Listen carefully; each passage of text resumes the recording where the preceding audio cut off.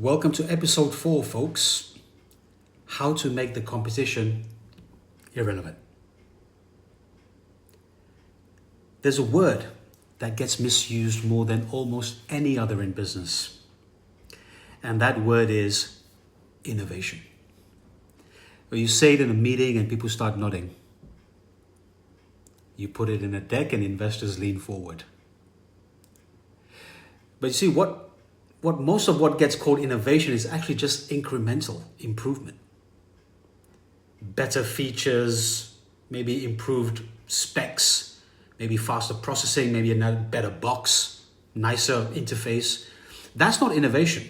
That's iteration, or in some cases, reiteration. And I know, first-hand example, when I was heading up Motorola, and we had the beautiful V3. You remember that phone? Beautiful folding phone. The problem is every few months, we came out with a new color. And then we had a new box. And then after a while, the design novelty had worn off. And it became a dead cow. And you know what happens when you have a dead cow? You can't milk it anymore. Don't get me wrong though, Motorola made a lot of money. And there's nothing wrong with iteration. But it doesn't build new lanes. It just makes you faster in the one that you're already in. But what's the point going faster if you're constant traffic, congestion in those current lanes that you're on? You see, it doesn't matter if you've got a Ferrari, you're still stuck behind a Toyota.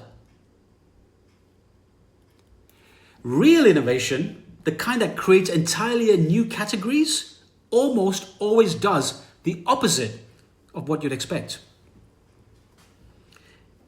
It actually doesn't add more. It strips away. It looks at everything that the market has assumed is necessary, right? All the features, all the complexity, all the things that your competitors are so proud of. And it asks, what if we removed most of this and went completely deep on the one thing that actually matters? Think about what Starbucks built. They weren't trying to make coffee better than Dunkin' Donuts.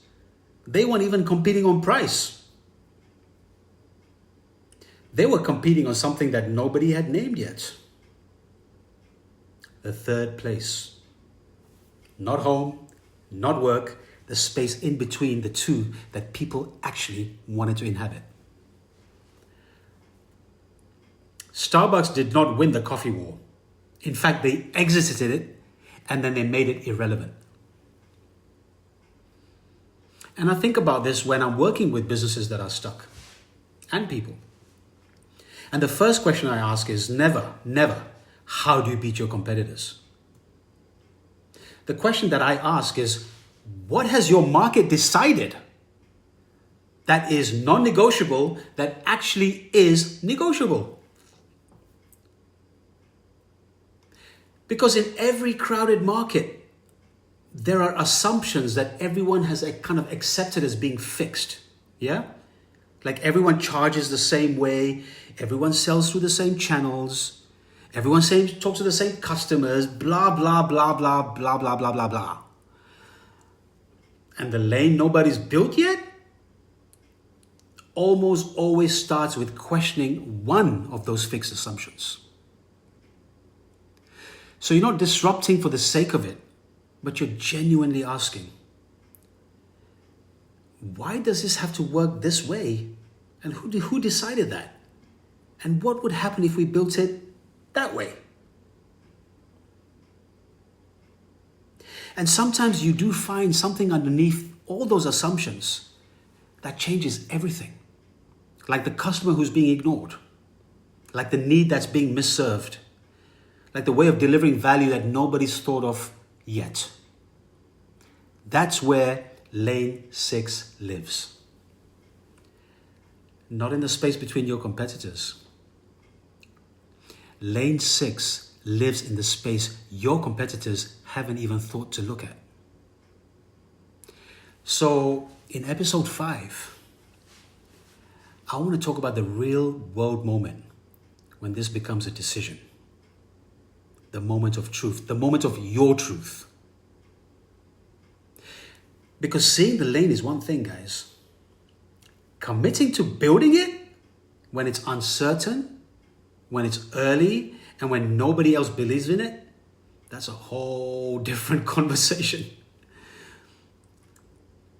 So listen, before I go, if you're in a crowded market right now, and you've got that feeling, you've got that burning inner feeling from the heart, just the feeling that there's a different way to do things, I'd like to hear it. Because that's usually where the most interesting work begins. I'm going to see you in the next episode, yeah? One love.